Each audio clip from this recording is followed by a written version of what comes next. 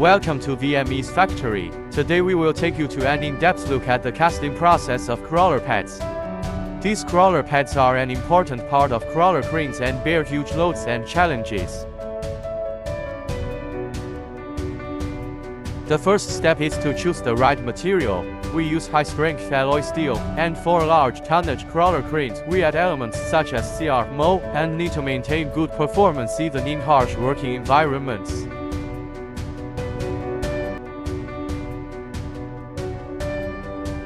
The material is loaded into the furnace and heated to a high temperature until it is completely melted.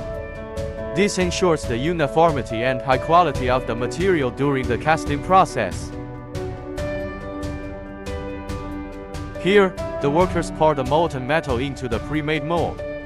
Once the temperature is lower than the specified standard, it needs to be heated up, otherwise it will affect the quality of the casting.